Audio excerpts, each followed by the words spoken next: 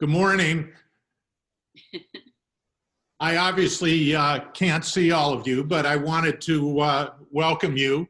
I thought that what I'd do before I begin is to allow just an opportunity for me to give you an overview of sort of what I am seeing here at school. And the truth of the matter is that I think we are doing an extraordinary job, both on the part of students and also on the part of faculty in terms of this new paradigm in virtual learning.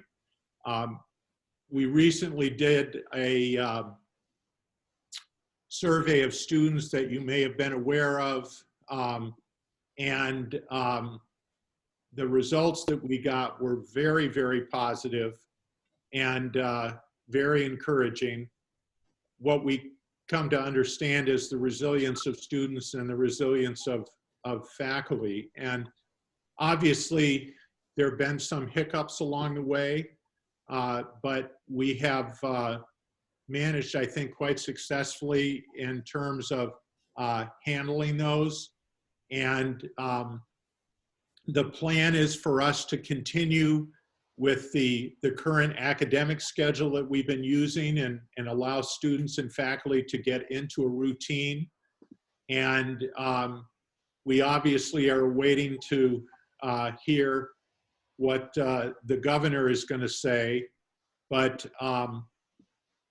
in terms of the current plan, we will continue classes through the 3rd of June, Wednesday the 3rd of June, and we are not going to have exams. And so teachers are right now in the process of designing what their plan is for the end of the year assessments. And in fact, I just met with department chairs earlier this morning to discuss that. And so faculty will be spreading more information on that, as we move into May. I also want to encourage you to fill out the parent surveys that went out last night. Those are very, very helpful for us. And the student surveys, as I said, the surveys have allowed us to reshape some of the things that we're doing. But overall, I think Porter-Gaud is in a great place in regards to this whole learning process. And we will, continue to maintain our excellence as we continue. What I wanted to do was to give some basic information about the scheduling process. This is something that your son or daughter's advisor should be discussing with you over if that conversation has not already occurred, it would be something that would be occurring over the course of the next week or so. And in the email that Jen Lorenz sent out announcing this coffee, we had some attachments. And so, just in terms of basics, the class schedule in terms of when classes meet and so on. If we're back in a normal world in the fall, our class schedule will be what it has been for the last couple of years. So it's a rotating, modified 2-week schedule, 45-minute classes on Monday, Tuesday, and Friday, and then the extended 85-minute classes, 3 on Wednesday with a late start and 4 on Thursday. So For those of you who are parents of our rising ninth graders, a special welcome to you, and that's going to be a different schedule from what you have been accustomed to in the middle school. But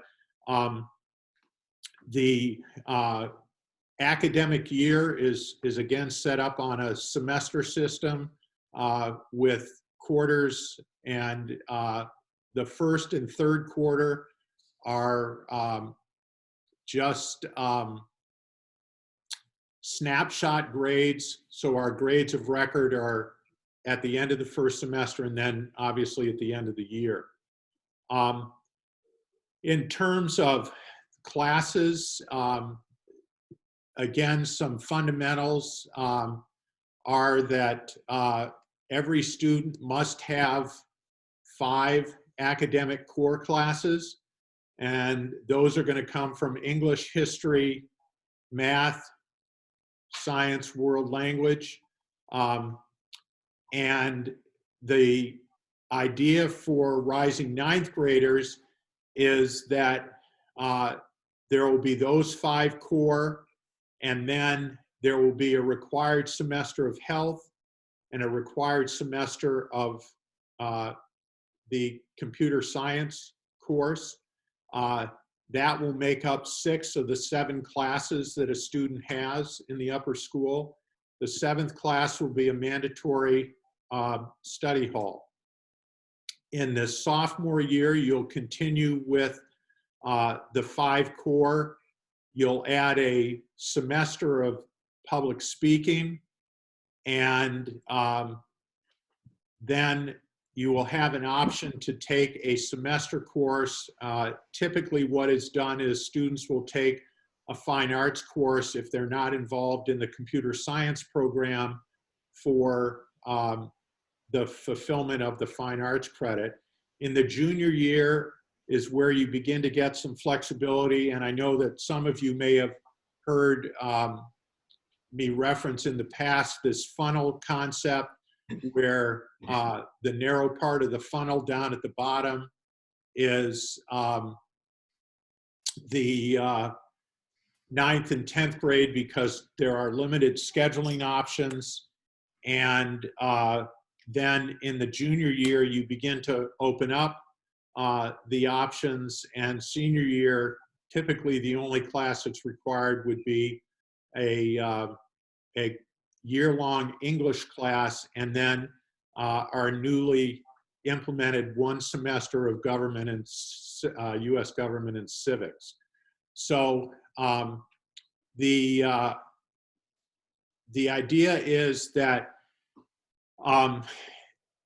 teachers currently have made recommendations to advisors, and the advisors are sharing those recommendations with you and with your son or daughter. We want you to follow those recommendations, and then if there is an appeal of any sort to get into an honors or AP class, there's an option to do that, and that will be available through individual department chairs beginning on the 1st of May. So in terms of the other document that you received a 4-year planner, and that can be a very helpful reference tool, especially because it provides you up at the top with the respective department requirements. So you'll see that English has a 4-year requirement, history has 3 years, and then the semester course as a senior, so 3.5 credits. In math, it's 4 credits. Typically, one of those credits is usually earned in the 8th grade in Algebra 1. And in world languages, it's 3 years of the same language. Again, one of the credits is typically earned in the 8th grade with level 1. And then In science, it is a 3-year requirement, biology, chemistry, and physics. We will have some seniors, excuse me, some juniors who will decide to postpone the taking of physics until their senior year, which is perfectly okay, but they just have to meet that graduation requirement. In PE, you have an option of earning a half credit through participation in a Porter-Gaud athletic team. That would be in addition to the half credit from the health class in the 9th grade. Computer science is a 1-semester requirement, but that is a very popular program where students beyond their freshman year who are interested would be in contact with Doug Bergman, who's the department chair, and apply for admission into that. And then in the fine and performing arts, you have that half credit that the student will receive sophomore year in public speaking, and then they have to earn one other half credit somewhere along the lines over the next 2.5 years. So as I said, that 4-year planner is helpful in terms of looking down the road, especially for rising 9th graders and rising 10th graders. This whole course selection process is obviously very, very different, and I hope that you feel comfortable in terms of the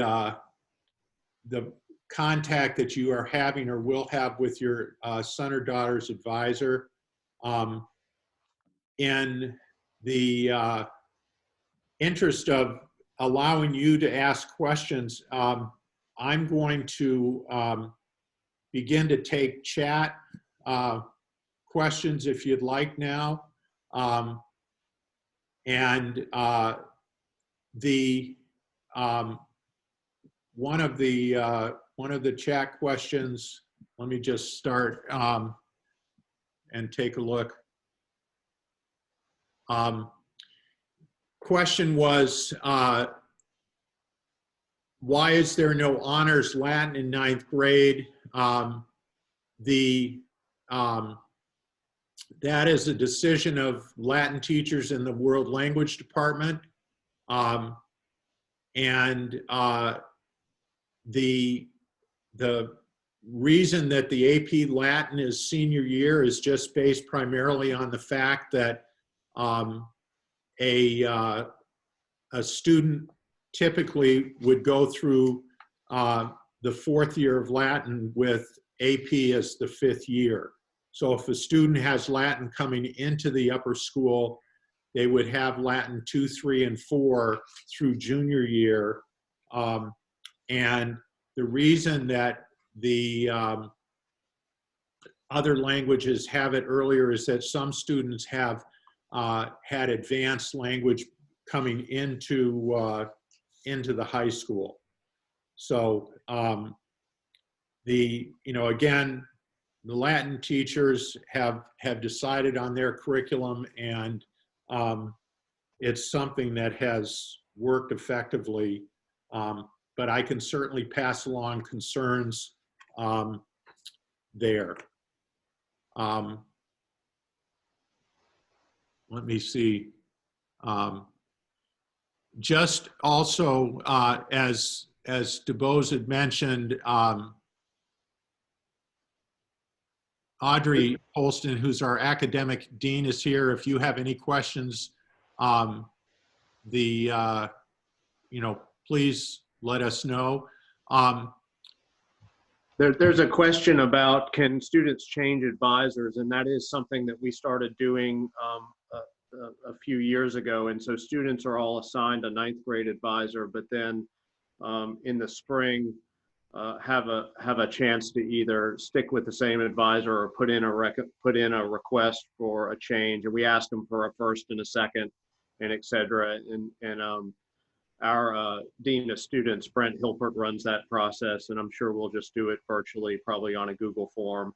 In the past, it's worked very well, and we've been able to give almost all their students their first choice And with advisors. we're looking to do that around mid-May. Another question that has come up, we are meeting with the current 8th grade advisors this week, so you should expect as rising 9th graders to hear from your son or daughter's advisor this week and into next. So please be patient with that process as we've been unfolding this. In terms of, again, another question was, what is the requirement for study hall versus free period in the sophomore year? If a student has earned summa cum laude honors at the end of the 9th grade, they are exempt from study hall. Otherwise, study hall is a required class just like it is in the 9th grade.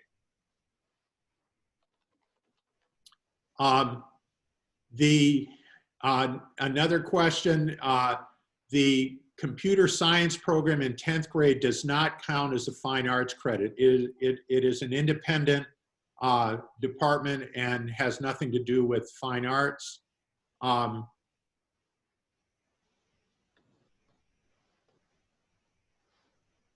In terms of the question regarding AP classes a student can take in senior year, we are very, very mindful of student load in the senior year.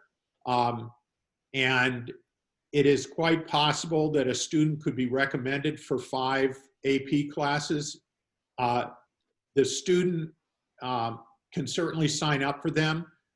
We, and by we, Karen Kimberly, Beverly Oswald, Becca Weil, David Meyer, and I will take a look at those schedules. And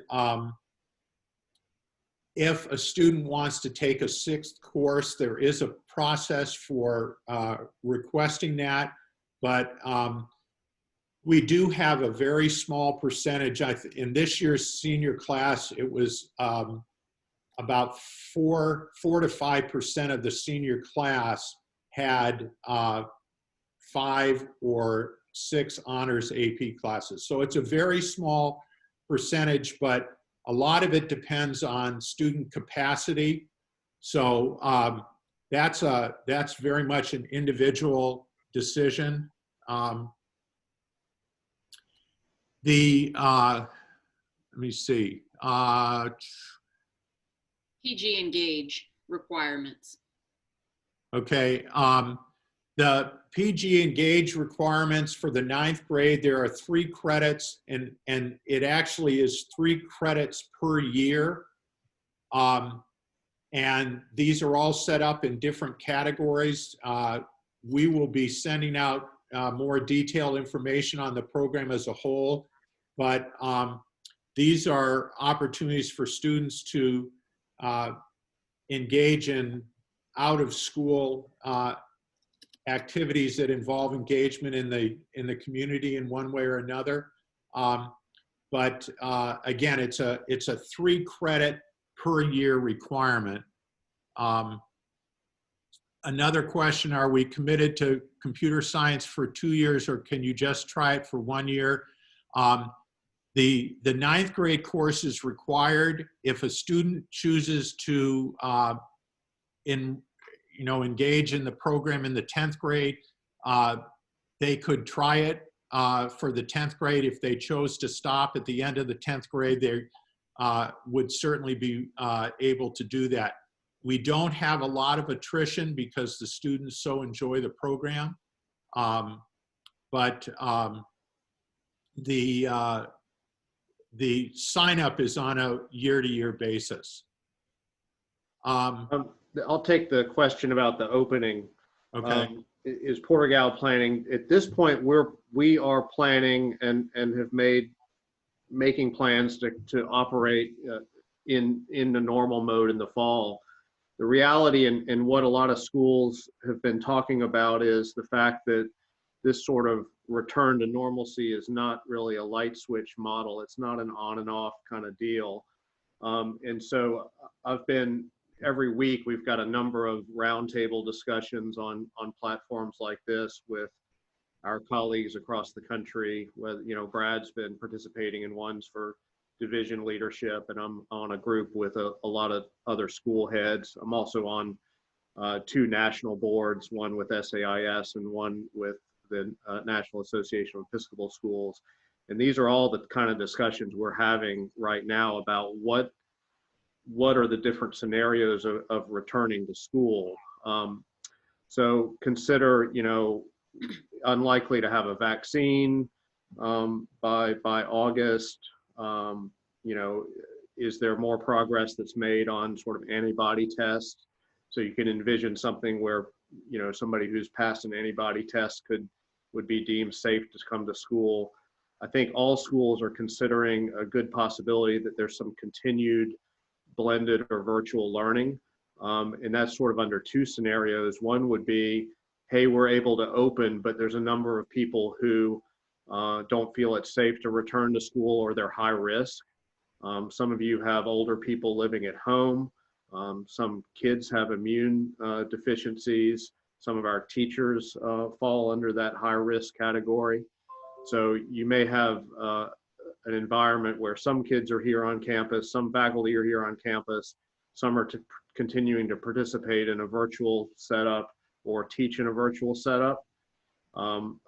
It's been interesting to look at those of you who may have been following some of the news about Denmark and their reopening of schools. They're one of them, and I think Germany is the other one who's got some early considerations, and you know how they've tried. It's very hard to consider social distancing. We were looking just from a square footage perspective, this upper school building, about 47,000 square feet. You know, if you had to follow the sort of 5 people per 1,000 square feet, that's, you know, that's about 200 people that would be allowed in this building. So the other idea of, you know, some schools have talked about it. Do you split kids up into cohorts and you say, well, you come on Monday and Wednesday, and you come on Tuesday and Thursday? Or do you just return to campus just for co-curriculars and you keep doing so all these scenarios are on the table, and we've got a working group that's looking about, you know, how would we set all of these up.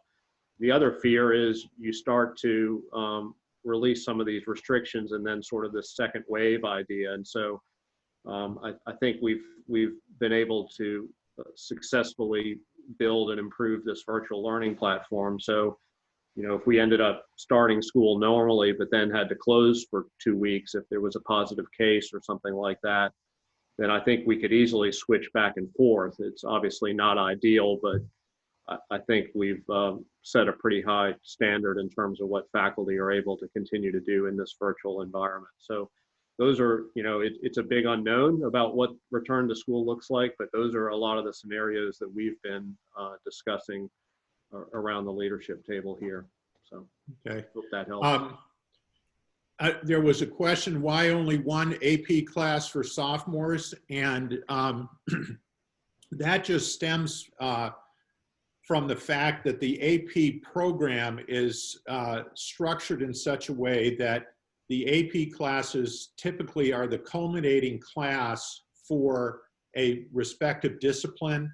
In other words, you know, they don't have an advanced placement algebra 2 class, but they do have a calculus class. So a student has to work his or her way up through algebra 2 and pre-calc to get to that. It so happens that in history, they happen to have an AP World History class, and so we made the decision that sophomores could take that as their first exposure to AP, but everything else in terms of the science courses, the language courses, and English courses, those are all the purview of juniors and seniors, simply because they've had this progression of classes leading to them. Another question had to do with a rising senior who's missed spring college visits. We basically allow seniors and their families to make those college visits on their own calendar, and those do not count against their absences. So, obviously we're in a new world where we don't know what colleges are going to be doing in terms of allowing students or prospective students to come on campus and visit. But the responsibility of scheduling those visits and so on really rests with the family. And then we just would ask for notification. We do have a particular or specific form for attendance purposes that Karen Kimberly signs off on so that she knows that the college visit occurs. I sign off on it as well. So we would just work with the present system of attendance and just encourage families to make those visits as they see fit. And again, in this new paradigm, who knows what the colleges are going to set up as visitations. Let's see. Right now, in terms of status on fall sports tryouts or summer sports camps, I can't actually answer that right now. I think it's probably a little too premature just because we don't know, as DuBose said just a few minutes ago, what exactly the fall is going to look like. I put a little bit of an answer on the chat. We have not had any guidance from the South Carolina High School League or SCISA, our sports league, on when we could do any kind of spring practices or spring tryouts.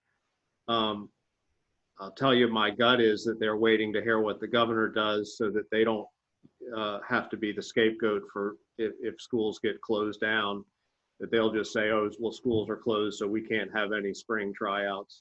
And they don't want to be the ones to deliver the bad news. That's my personal thought on that. And that's why we just haven't heard from them. We've got, the athletic department has developed a contingency for late summer or fall tryouts.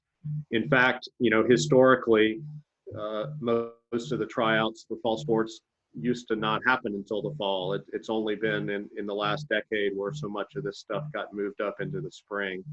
So it's not the end of the world if all of that stuff got delayed.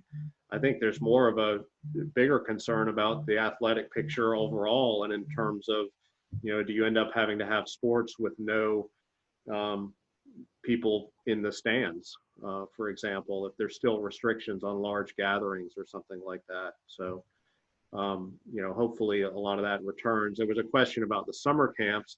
If you can't do sort of the team type sports in the summer camps, we've been working on a lot of plans that are much more small group individual coaching. That's something we've actually had in place in our summer programs in before, if you wanted to, basic, almost like private lessons or individual athletic training. And so some of you, we haven't put out a big announcement yet, but we were able, with the governor's office permission, to reopen the stadium and the track under very limited conditions with a lot of rules to the Porter-Gaud community. But that's those sort of small group trainings where you can still have social distancing and it's not sort of a team on a field.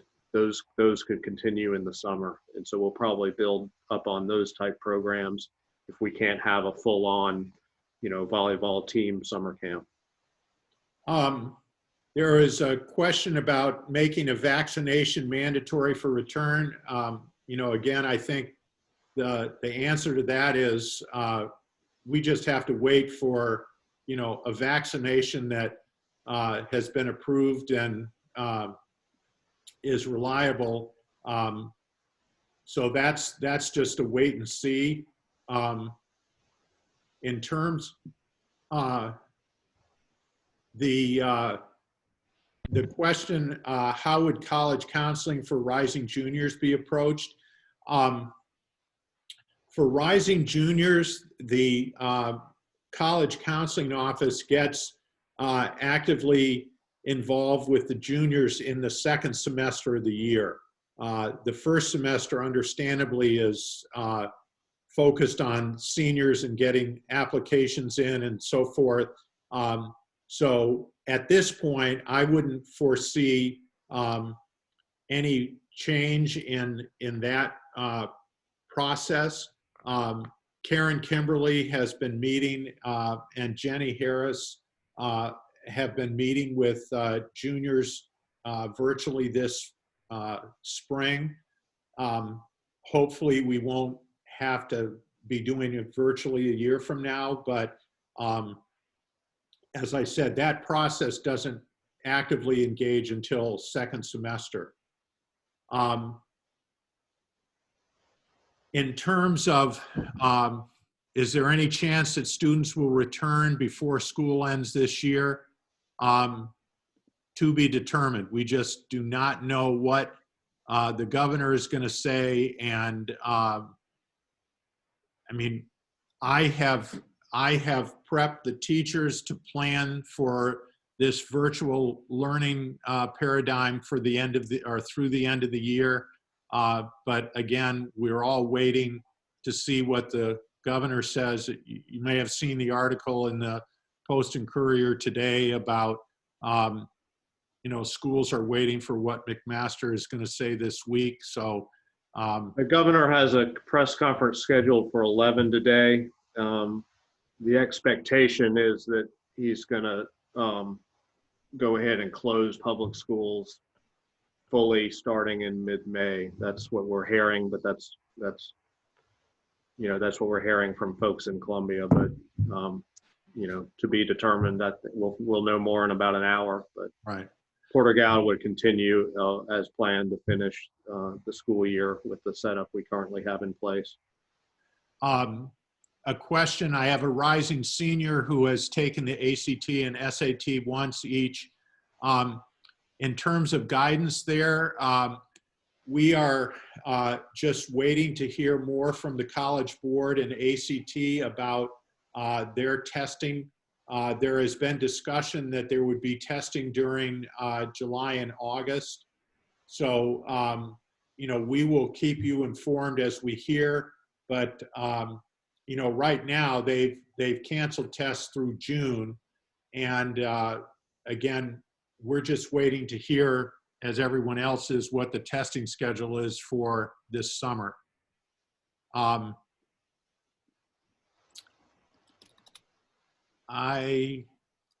Let's see.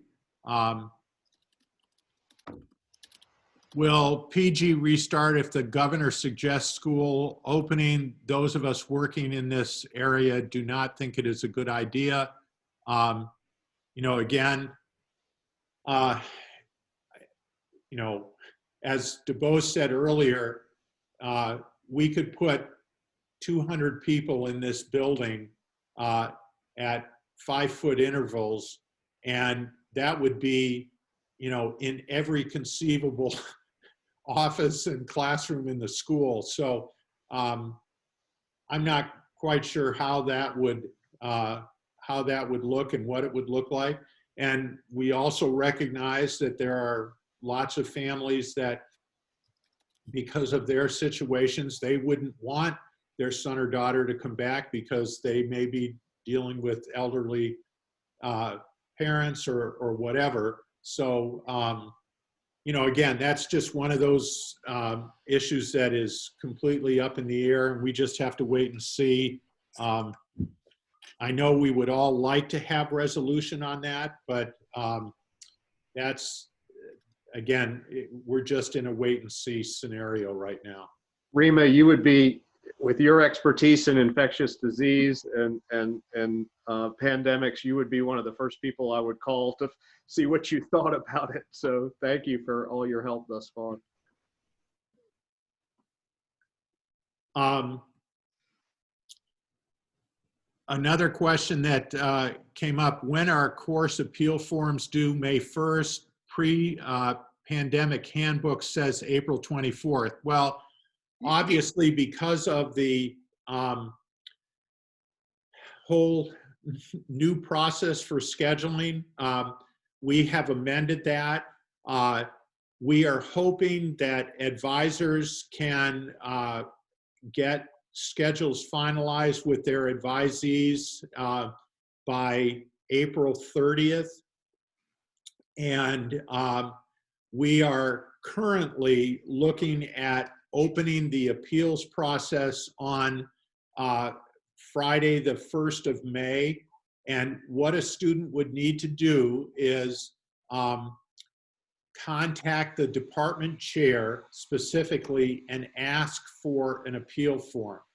And then the student will fill that out and send it back to the department chair by Friday the 8th. So the student will have a week to request, complete, and return the form. And then departments will meet and assess the appeals. The other thing that I wanted to mention was that once the course requests have been submitted, so they go from recommendations to requests. Once the requests have been submitted, we will begin probably in early June building the matrix of classes for 2021. And students, our hope is that we will be able to send out to students before the end of the year an indication of the courses that they signed up for, just to double check that everything is correct. Then we build the matrix, and then when we come back in the fall, students will obviously get their schedule, and from the time that we open, there will be a window of basically 4 to 6 weeks, depending on the course, for a student to change his or her schedule if necessary. So the plan is for us to follow that same process. And again, the summer is spent building the matrix and then setting up schedules for students. Another question, AP exams are only testing on what has been covered before e-learning began. So if my child is currently in Physics 1 and will be taking Physics 2 next year, would the fourth quarter material be covered over the summer instead of summer work or during the first part of Physics 2? My initial response to that would be that it would be covered during the first part of Physics 2. Obviously with the tests, the AP exams being only 45 minutes long, they are going to be radically different from what they have been. And so the key thing is that from a content standpoint, I think that material will be moved into the 2021 school year. Audrey, do you have any thoughts on that? I mean, we have talked about the possibility, and we're still thinking about possibility of some things in summer.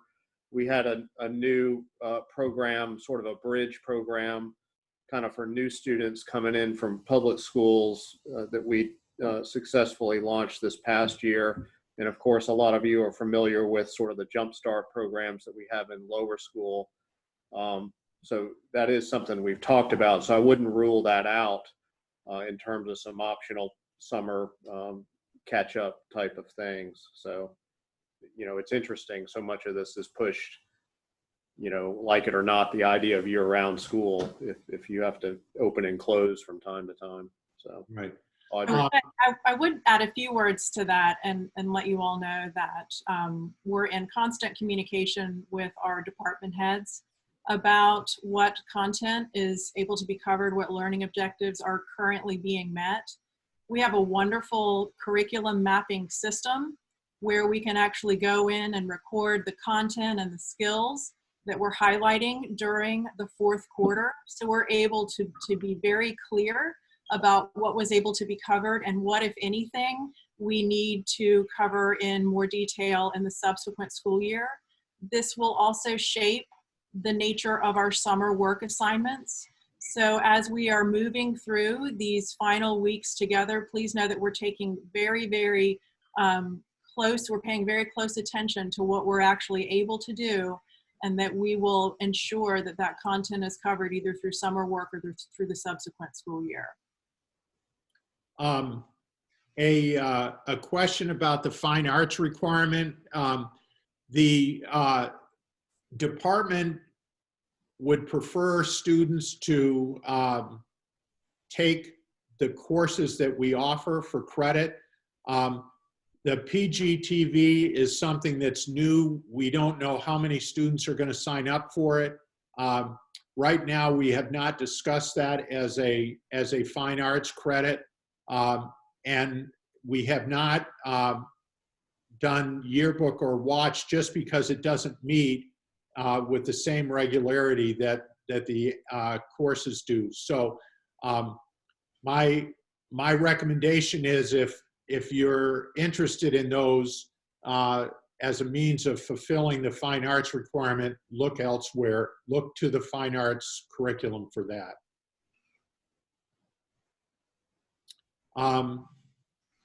Let's see.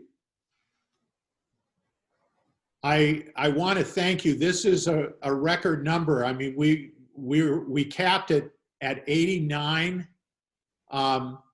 And generally this coffee that I hold in the spring has, you know, somewhere between 75 and 80.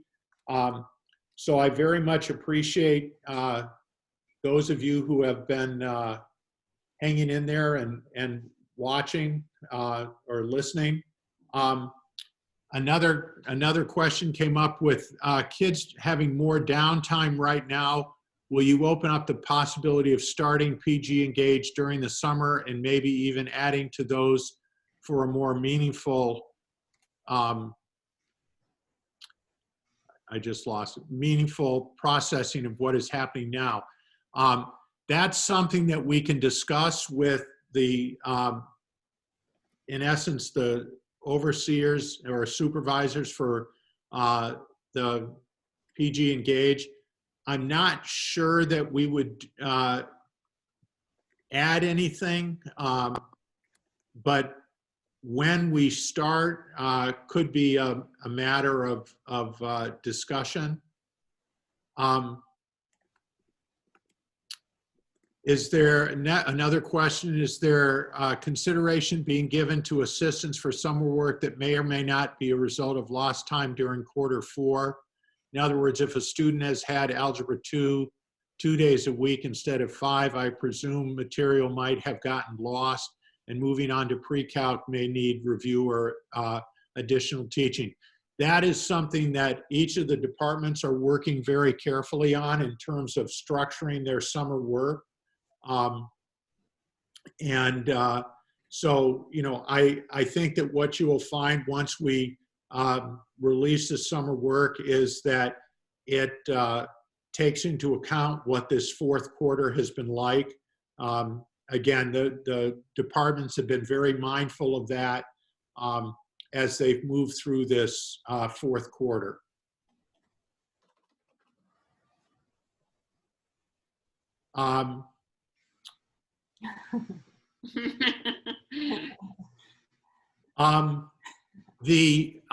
Where do we find the PG Engage list that students can be involved with?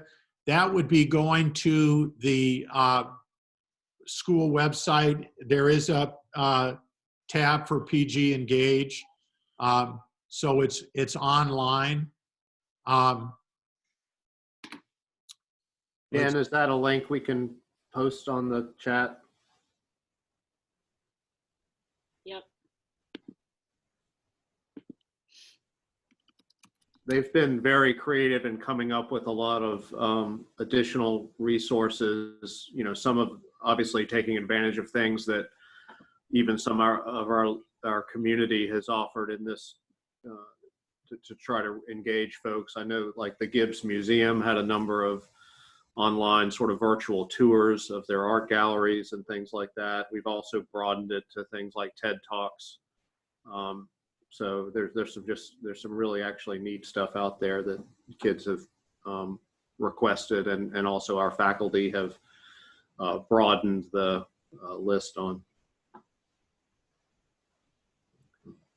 I just want to add in closing, if I could, that we carefully designed this virtual learning plan with advice from leaders in the field and also consultation with our fellow independent schools. But I am happy to be a resource for you if you have any questions whatsoever about what you're seeing at home, number of synchronous Zoom classes versus asynchronous classes. Please feel free to reach out to me. I'm happy to have a Zoom conversation with you or answer your questions via email.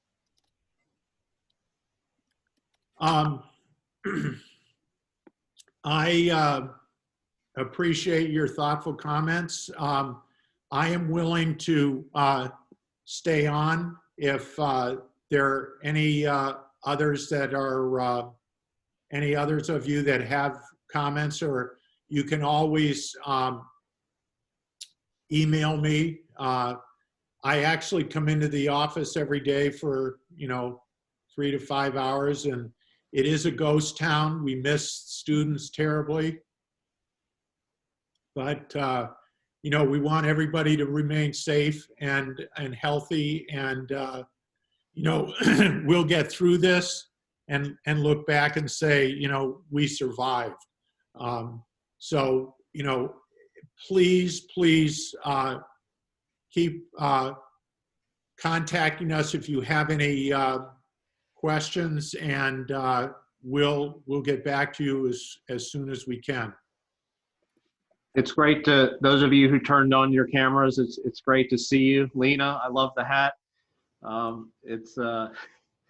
We do miss seeing your kids. It has been very rewarding, those of us who get to drop in on classes virtually and to see the kids and to meet with them. We've been, obviously holding student council meetings and honor council and senior leadership, and a few kids occasionally even drive through campus and wave, and it's great to see them. We had some kids take advantage of again, like I said, the fact that we were able to reopen the track and the tennis courts yesterday, and so we'll be extending those hours, and hopefully they take advantage of that, and especially on a beautiful day like today. So we would look forward to seeing them from a distance. I just want to make sure.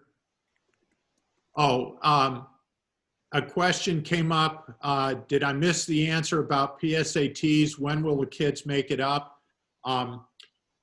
In terms of the PSATs, we are not going to reschedule that for the sophomores.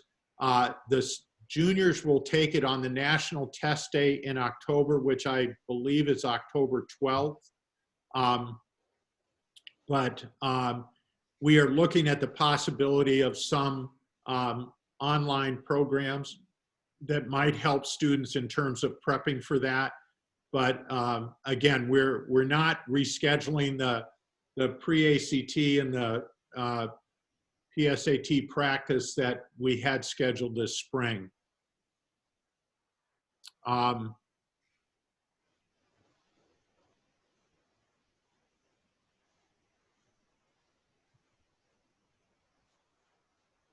So I would just say thank you all for your partnership, and those of you who have reached out and supported the faculty. you know, like I said, a number of us are still coming to campus and working on a lot of planning and other details at home, but the faculty are working harder than they've ever worked. It's a lot easier to teach in person. They're used to that. They've been doing it for decades. To shift to an online teaching model and to think about the amount of prep that goes into that and the amount of prep that goes into preparing all these asynchronous assignments. It's a ton of work. And of course, many of them are at home with their own kids, just like you are. So we're very, very thankful for the hard work they've put in. And I just thank you all, those of you, many of you who've reached out to the faculty and have supported them.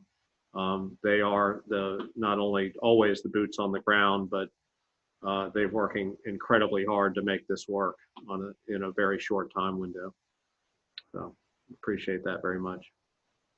Well, again, thank you. I think I don't see any more questions and so on. As I said, please do not hesitate to reach out to us. If you have any questions, concerns, whatever, and we will continue to do our best with the education of your sons and daughters. Again, thank you for being a part of this. And if we decide to do this again, maybe, you know, in a number of several weeks when we're talking about end of the year and so on, we'll keep you posted.